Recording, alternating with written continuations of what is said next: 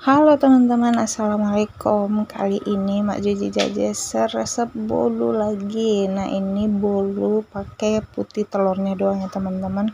Ini kemarin menghabisin putih telur yang numpuk di kulkas ya teman-teman, karena lebaran kemarin kan itu bikin kue kering lumayan banyak, jadi putih telurnya juga numpuk lumayan banyak ya teman-teman. Nah, ini hasil bolunya itu lembut banget teman-teman, lihat dong seratnya itu cakep banget ya. Bagaimana cara pembuatannya? Pertama-tama kita tuang dulu putih telurnya, kita campurkan dengan gula dan SP.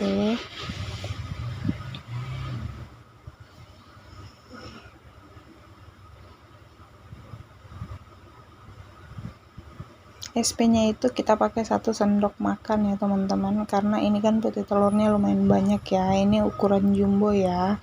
Lalu ini saya masukkan vanila, lalu kita mixer dengan kecepatan rendah dulu ya teman-teman, seperti biasa. Ini sampai berbuih. Nah, kalau udah berbuih kayak gini, kita masukin garam ya. Lalu kita mixer kembali hingga dia putih kental berjejak. Nah, putih kental berjejak itu seperti apa sih?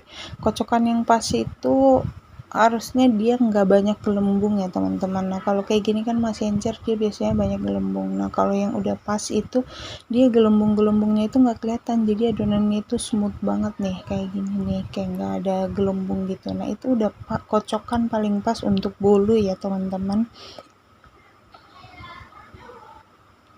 Lalu kita masukkan terigu sembari kita ayak ya. Ini bukan terigu doang sih, ini terigu, maizena, sama susu bubuk. Ini campuran bahan keringnya ya. Lalu ini kita mixer perlahan pakai kecepatan rendah asal tercampur rata saja. Ingat ya teman-teman, nyampurin terigunya bertahap, jangan sekaligus. Nah, ini wadah saya sepertinya kekecilan.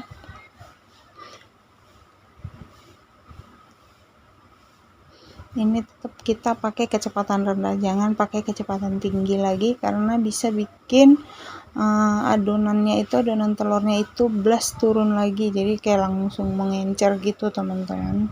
Yang tadinya udah mengembang dia langsung turun banyak gitu kalau kita langsung masukin terigu banyak-banyak terus kita mixer pakai kecepatan yang tinggi. Nah, ini cara pencampuran bahan cairnya ya.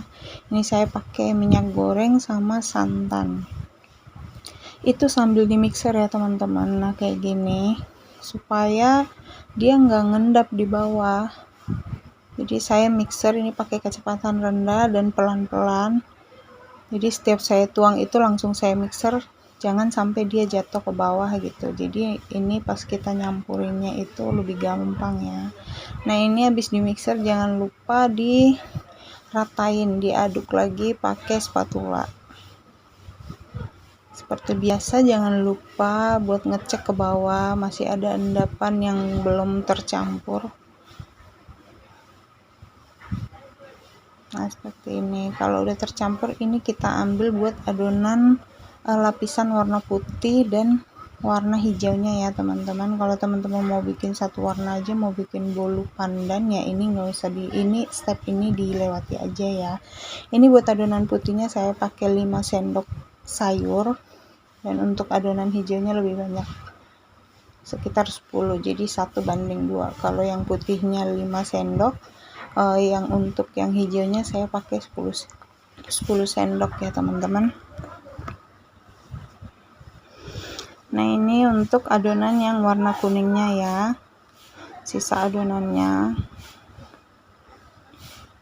Nah, ini tekstur adonannya itu turun banyak ya teman-teman, tapi dia masih tetap kelihatan kental sih walaupun dia turun, nggak sepenuh yang tadi pertama waktu kita ngocok putih telur itu kan penuh banget ya. Nah, ini dia adonan putihnya dan ini adonan kuningnya. Nah, yang pertama kita masukin itu adalah adonan kuningnya. Jangan lupa loyangnya diolesin minyak goreng tipis-tipis. Lalu ini akan kita kukus ya teman-teman. Kita kukus dengan api sedang. Jangan lupa kukusannya dipanasin dulu selama 20 menit ya. Jangan lupa juga dihentakkan sebelum dikukus supaya gelembungnya pecah ya. Nah, ini kita kukus dulu hingga 20 menit. Jika sudah 20 menit, ini adonan putihnya kita masukin ya teman-teman.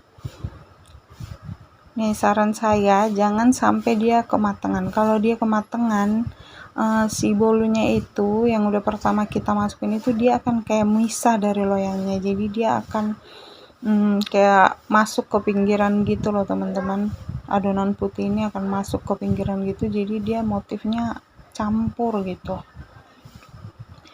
Nah, untuk adonan putihnya kita kukus sekitar 5-8 menit ya teman-teman. Nah, ini untuk adonan hijaunya saya campurkan pasta pandan. Sesuai selera saja ya teman-teman, hijaunya mau sehijau apa gitu. Lalu ini kita tuangkan. Nah, ini udah kematangan ya teman-teman, udah kelamaan saya masukinnya. Jadi itu kayak pinggirannya itu udah lepas dari loyangnya, jadi adonan hijaunya itu masuk ke pori-porinya itu, ke pinggirannya ini gitu. Nah, ini udah matang setelah 15 menit, hasilnya seperti ini. Ini akan langsung saya potong hangat-hangat, gak sabaran. Ini cakep banget ya hasilnya teman-teman. Teman-teman yang belum subscribe, ayo dong subscribe. Jangan lupa juga di like dan share ya teman-teman. Ini hasilnya.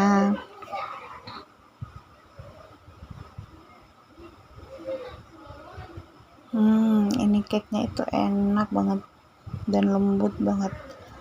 Teman-teman wajib coba, pokoknya bisa buat ide jualan juga, biar bisa buat ngabisin putih telur yang ada di kulkas juga.